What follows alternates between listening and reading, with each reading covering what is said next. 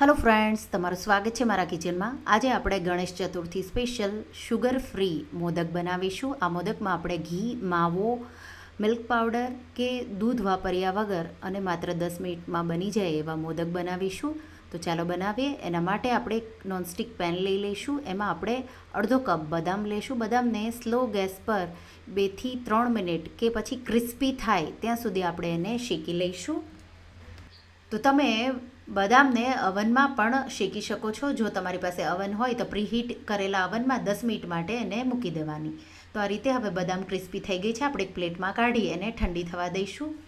એ જ પેનમાં હવે આપણે પોણો કપ જેટલું સૂકું નાળિયેર, તો તમે ઘરે જે કોપરું હોય એ ખમણીને પણ લઈ શકો છો, પણ આ કલર સારો એવો આવે એટલે મેં આ રેડીમેડ જે બહાર માર્કેટનું નાળિયેર હોય, સૂકું નાળિયેર, એ મેં ખમણેલું લીધું છે. આપણે એને એકદમ સારી રીતે હલકો એનો બદામી જેવો કલર થાય, બળવો ન જોઈએ, માત્ર હલકો બદામી જેવો કલર થાય ત્યાં સુધી એને શેકીશું. તો આનાથી બહુ સારી એવી ફ્લેવર આવશે નાળિયેરની. તો આ રીતે તમે જોઈ શકો છો. હવે હલકો કલર બદલાઈ ગયો છે. ગેસની આંચ બંધ કરી ઠંડુ થવા દઈશું. બદામ હવે આપણી ઠંડી થઈ ગઈ છે. તો આપણે એને પાવડર એનો કરી લઈશું. તો મિક્સર જાર લઈશું. એમાં આપણે એને પીસી લઈશું. તો બદામને પીસવા માટે મેં અહીંયા અગારોનું ન્યુટ્રી બ્લેન્ડર લીધું છે. એકદમ સારો એવો અને ડ્રાય આપણો બદામનો પાવડર રેડી થઈ જશે. તો પાવડર રેડી થઈ ગયો છે. તો મિક્સર આપણે ઓન ઓફ કરી અને આપણે એને બનાવીશું, નહીંતર મોટા ટુકડા બદામના કોઈ રહી જશે. તો આ રીતે પાવડર તૈયાર છે. એને એક પ્લેટમાં કાઢી લઈશું. તો તમે જોઈ શકો છો એકદમ બારીક થઈ ગયો છે. અને હવે જે આપણે ટોપરાનું ખમણ શેકીને રાખ્યું હતું એ ઠંડુ થઈ ગયું છે. આપણે એને મિક્સર જારમાં ટ્રાન્સફર કરીશું અને આપણે એને મિક્સર જારમાં 2 થી 3 વાર ઓન ઓફ કરી મિક્સરને પીસી લઈશું. તો બહુ વધારે બારીક આપણે નહીં પીસીએ. આનાથી જે આપણે મોદક છે એકદમ સ્મૂથ બનશે અને એનો ટેસ્ટ પણ બહુ સારો આવશે. તો બહુ વધારે ન પીસાઈ જાય એ તમારે ધ્યાન રાખવાનું. તો હવે પીસાઈ ગયું છે, હું સાઈડમાં મૂકીશ.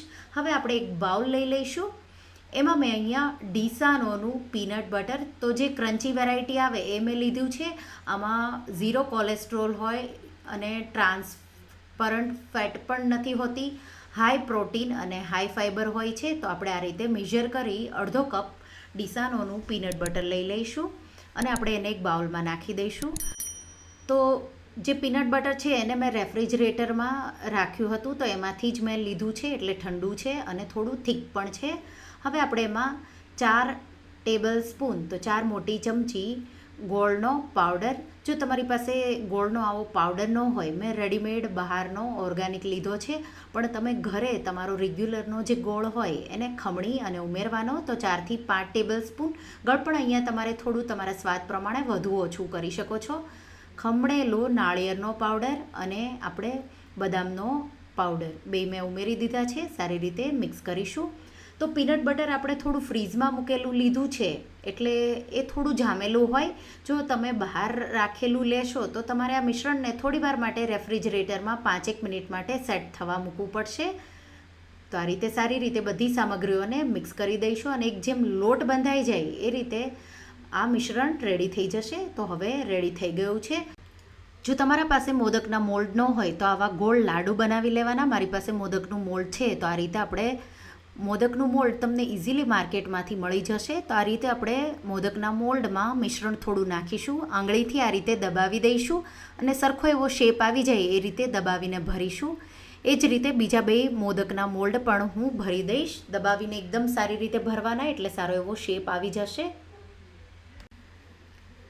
અને હવે આપણે એમાં વચ્ચે પિસ્તાના થોડા ટુકડા ભરીશું. તો આ ઓપ્શનલ છે, પણ બહુ સારા એવા ટેસ્ટમાં પણ લાગશે અને દેખાવે પણ સારા લાગશે.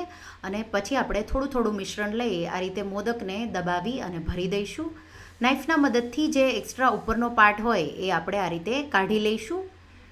તો આ રીતે તૈયાર છે. હવે આ રીતે મોદકનો મોલ્ડ છે એ ખોલીશું. તો તમે જોઈ શકો છો એકદમ સારી રીતે મોદક રેડી થઈ ગયા છે. આપણે આ રીતે મોદકને કાઢીશું. જો તમને લાગે કે મિશ્રણ ઢીલું છે તો થોડીવાર તમારે રેફ્રિજરેટરમાં મૂકી દેવાનું અને પછી મોદકનો શેપ આપી દેવાનો.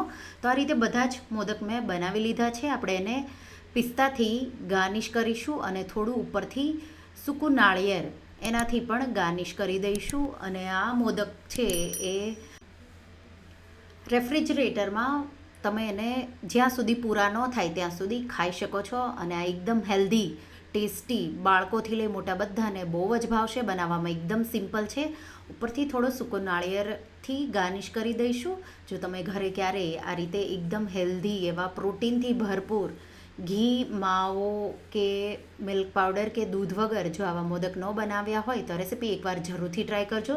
જો તમને આ રેસીપી ગમી હોય તો રેસીપીને લાઇક કરજો, શેર કરજો અને મારા ચેનલને સબસ્ક્રાઈબ કરજો. અને આવી જ નવી રેસીપી માટે તમે બેલ આઇકન બટનને પ્રેસ કરજો તો તમે ઘરે આ પ્રોટીનથી ભરપૂર એવા ગણેશ ચતુર્થી પર મોદક જરૂરથી બનાવજો. અને મને કમેન્ટમાં કહેજો કે તમને મારી રેસીપી કેવી લાગી. Thank you for watching.